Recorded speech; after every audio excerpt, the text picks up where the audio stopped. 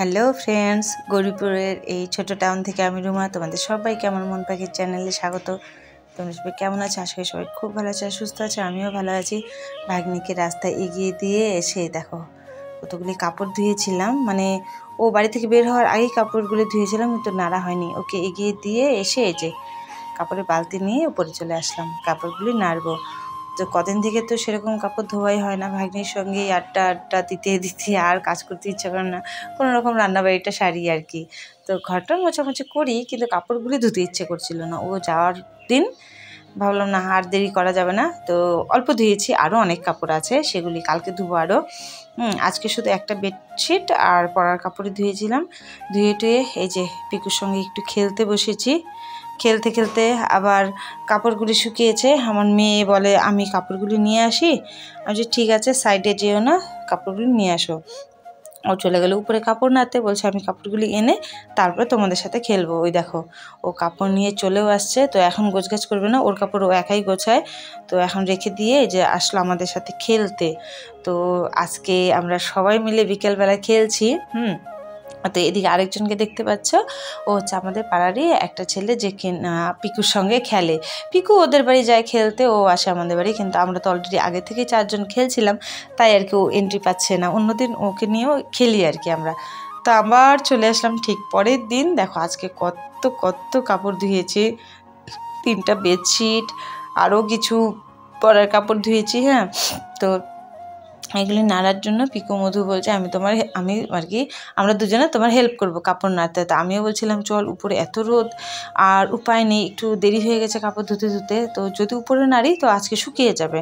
তার জন্য প্রথমে ভেবেছিলাম নিচেই নাড়বো, এত রোদ। তারপর ওরা দুজন যেহেতু গেল, খুব হেল্প হলো। আর দেখো কিভাবে চিপছে, তো এটা দেখে না আমার এত ভালো লাগছে। তো আমরাও আগে আমার ছদির সাথে এইভাবেই কাপড় চিপতাম। তো মানে বড় কাপড়গুলি, যেমন ধরো কাঁথা, বেডশিটটা হাতেই পারতাম, কাঁথা বিশেষ করে বেশি করতাম। কাঁথা, কম্বল ওগুলি করতে হয়। তো ওরা দুজন হেল্প করাতে না আমার অনেকটা সুবিধা হয়েছে কাপড়গুলি নাড়তে। কিন্তু কাপড় নাড়তে নাড়তে দেখি আর তো জায়গা হচ্ছে না, কি করি, মানে সবগুলি কাপড় দিতে পারছি না।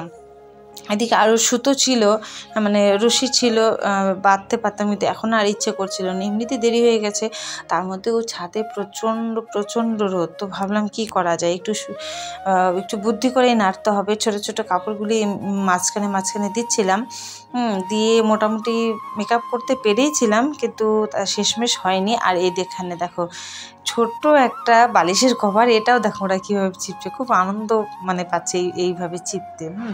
তো দেখো আরও কাপড় আছে, একদম নাড়ার জায়গায় নেই। তারপর শেষে কি করেছি দেখো, বেডশিটগুলি একটু গটো করে দিয়েছি, অল্প ছোট করে দিয়েছি। এগুলি কিন্তু হাওয়াতে শুকিয়ে যায়, ছোট কাপড়ের থেকে বড় কাপড়গুলি তাড়াতাড়ি শুকোয়। ওইভাবে করে এই যে দেখো সবগুলি ম্যানেজ করে শেষমেশ মানে সবগুলি নাড়া শেষ। তো পিকু বলছে আমি গামলাটা ধুবো।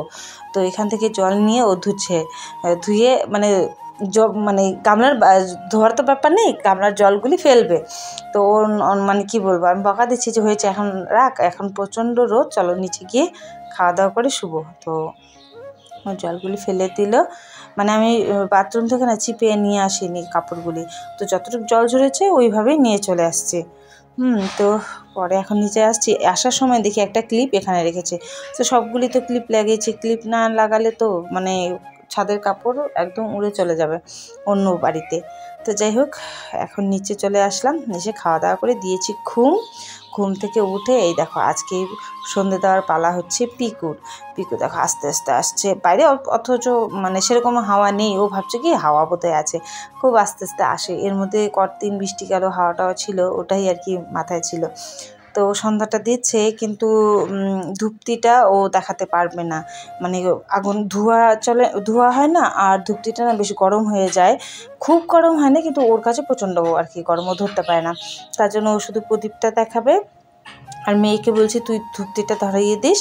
হ্যাঁ, তো পিকু সুন্দর করে ধূপটি দেখাচ্ছে। তো আজকে শঙ্খটা আনেনি এখানে, ঠাকুরের সামনে শঙ্খ দিয়েছে, প্রণামও করে নিল। তারপরে এই যে এখন আমার মেয়ে ধূপটিটা এখন সব ঘরে দেখাচ্ছে। মানে গরম না, ও রেখে রেখে নেয়। তা আমার কাছে তো অত গরম লাগে না। ও বলে যে মা তুমি কীভাবে দেখাও, তোমার গরম লাগে না? আমি বলছি না, আমার তো গরম লাগে না। তো এই যে ও ধূপটিটা দেখাচ্ছে, দেখিয়ে তারপর এখন টিফিন বানিয়ে তারপর এখন তো স্কুলে এডমিশন হয়নি, বই টই নেই। তো হালকা একটু পড়াবো, তারপর ওরা ওদের মতো থাকবে। তো দেখো এই যে ওরা ল্যাপটপ নিয়ে বসেছে, ল্যাপটপে কী করছে, প্রাঞ্জলে চলে এসছে একটু পড়াশোনার পর, ল্যাপটপ নিয়ে বসেছে। তো আজকের ব্লগটা এখানেই শেষ করব। যদি ভালো লাগে তোমাদের লাইক কমেন্ট শেয়ার করে দিও। আর আমার চ্যানেলে যদি কেউ নতুন হয়ে থাকো তাহলে প্লিজ চ্যানেলটাকে সাবস্ক্রাইব করে দিও, আর পাশে থাকা বেল আইকনটা অবশ্যই প্রেস করে, যাতে পরবর্তী ভিডিওর নোটিফিকেশন তোমরা পেয়ে যাও। তো তোমাদের সাথে আবার দেখা হচ্ছে কালকে নতুন আরেকটি ব্লগে। ততক্ষণ তোমরা সবাই খুব ভালো থেকো, সুস্থ থেকো, আর আমার ব্লগ দেখতে থাকো। তো সবাইকে আজকের জন্য এখানেই টাটা।